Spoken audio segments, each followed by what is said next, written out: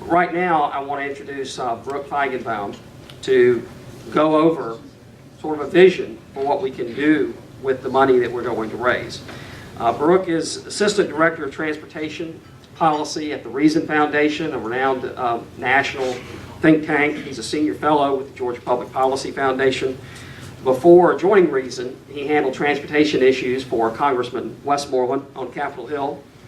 He earned his master's degree in city and regional planning with a concentration in transportation from Georgia Tech. So please welcome Baruch Feigenbaum.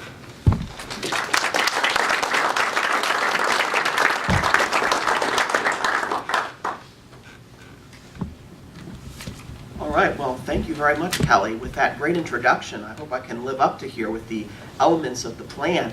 So what I'm basically going to talk about for the next 10 minutes is the different components of our plan that we think, given the amount of money, about $1 billion per year, will be able to fund. And we think they are the best bang for the buck improvements, are going to really help solve the congestion problem, and also leave enough money for maintenance and other needs. And we're also going to talk a little bit about transit. So, all right. So just a little bit on the presentation style here. I'm going to talk about roadways, I'm going to talk about transit, talk about the transportation solutions, and then in depth a little bit with funding and financing. I think one of the things that's got lost in these discussions is looking at really the way to maximize funding by using financing tools, including bonds. And I think that that can really help stretch the revenue further. And so some of the discussions of do we need $1 billion, do we need more, are in my opinion not really the most pressing question right now. So I first want to talk about freeway solutions. And basically there's two types of freeway solutions that I'm recommending for Georgia. The ones that are going to be mostly outside of Metro Atlanta are what we call general purpose lanes. So those lanes that we have on most freeways now that are free to use, open to everyone.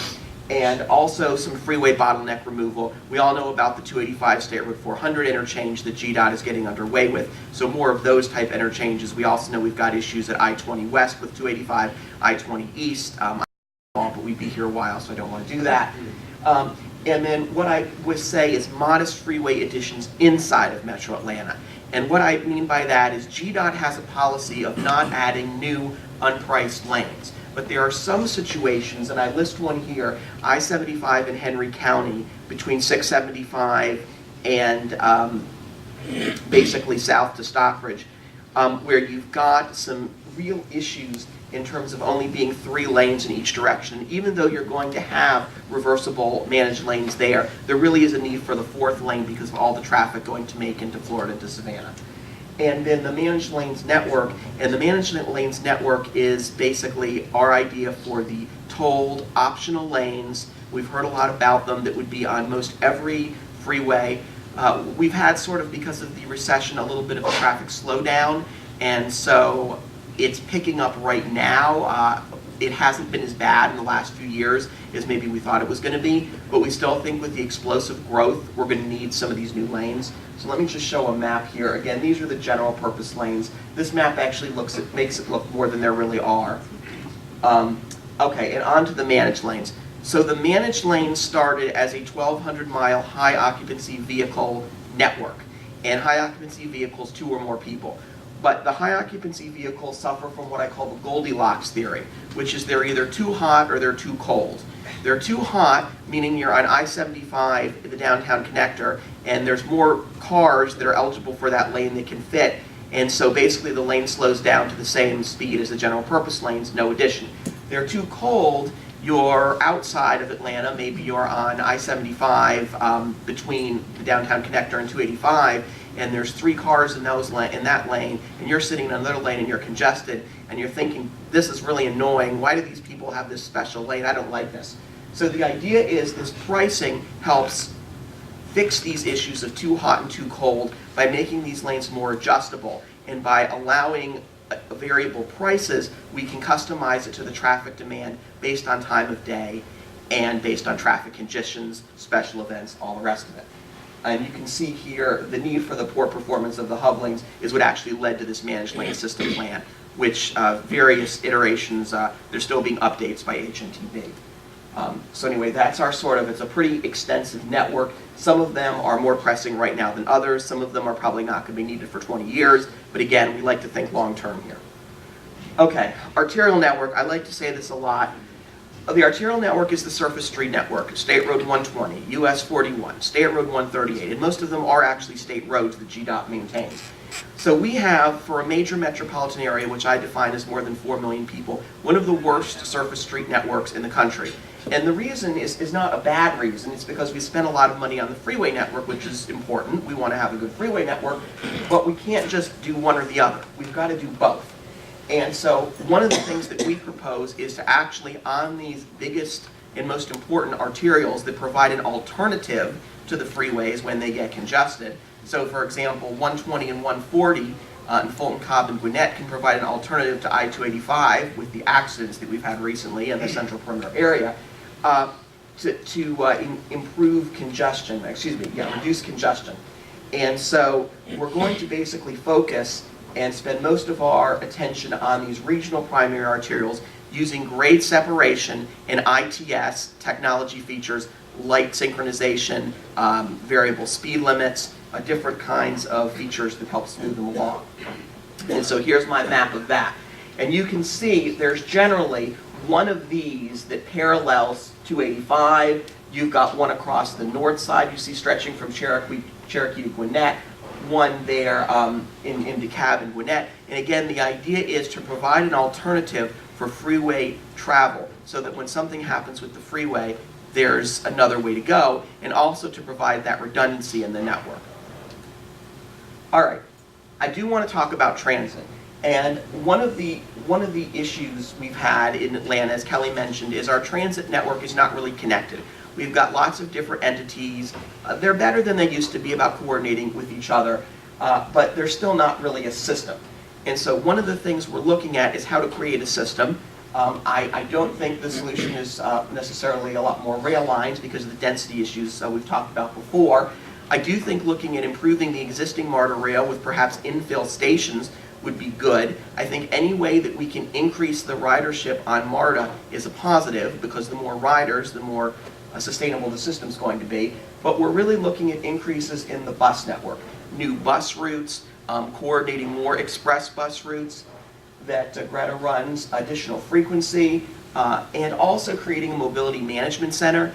Denver has one of these where they actually coordinate all their transportation, all their transit services, and it works very well in terms of actually increasing efficiency and not having several transit agencies serving the same line. We don't need MARTA and Cobb Community Transit both offering bus service on the same line. If one does it, then the other can offer it on another area where we don't currently have transit service. And so I like to show this map. This is a map with basically the expanded BRT and the express bus network. And so you can look at the existing lines and the new lines to see that this really is a comprehensive system. This does not include local bus. This does not include paratransit. This does not include a limited stop bus to the extent that MARTA has a little bit of that. So it's a pretty good system. Outside Metro Atlanta, I want to talk a little bit about that because this is not just a plan for the local area. So it includes creating a better network of freeways. And here, a lot of it focuses on allowing traffic that's not going to Metro Atlanta to bypass the region. Now, when we've done studies, there's not enough by itself truck traffic to basically justify a bypass. There's not enough car traffic to justify a bypass, and there's not enough local traffic.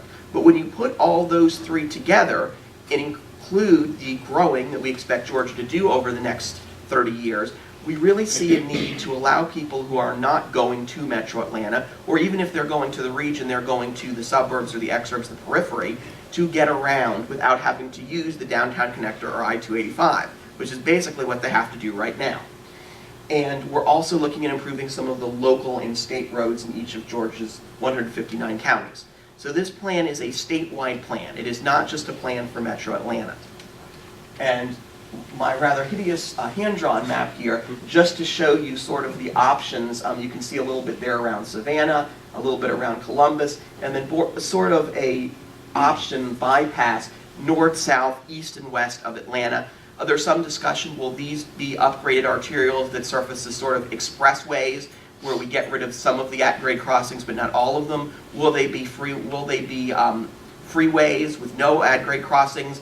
A cost sort of determines some of that, but we think having these options is really going to improve the mobility and reduce the congestion in downtown Atlanta and give folks who are not going to the Atlanta region an option to bypass it. All right, and so now just a little bit about the total cost. So the total cost of this plan is about $1 billion per year over the next 30 years. But that's $1 billion in the taxpayer money, gas taxes. It also includes some elements of it. So if you include these other elements, you're looking at really more than a $1 billion plan. But it only needs $1 billion in taxpayer funding, which is what I think is the great part of it and why I mentioned financing and stretching your resources further. So first of all, for the managed lanes, it includes toll revenue. The tolls by themselves are not going to pay for the full cost of the managed lanes, but they're going to pay for a significant portion of it.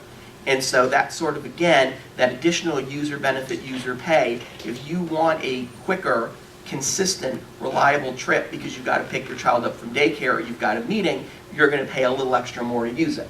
We're also talking about financing tools, including P3s and private activity bonds to stretch the resources further.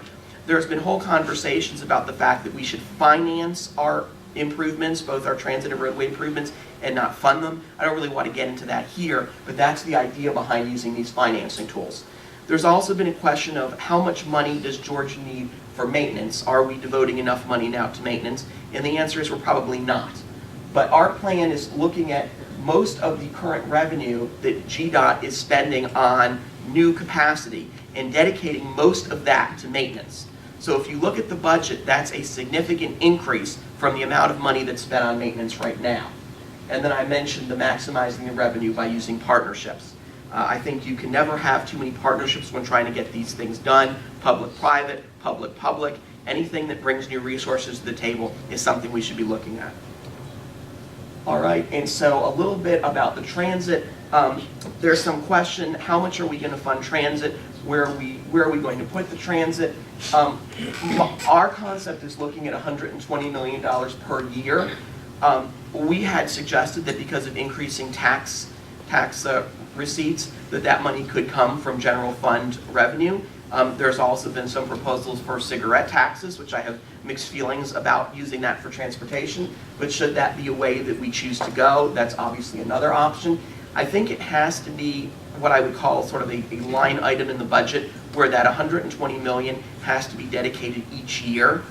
Because if you're operating a transit agency, you sort of need that assurance that that money is going to be there each year. In the grand scheme of our multi-billion-dollar budget, $120 million is not that much. But again, for the transit services, it provides a critical amount of money. And I'm also proposing there be a sort of a matching system. So the local system spends a certain amount of money, and once they spend that money, then the state match kicks in. So we're talking about something on the 50-50, and there might be a little room to maneuver on there. But again, I want to make sure the local communities are actually dedicated in the transit system.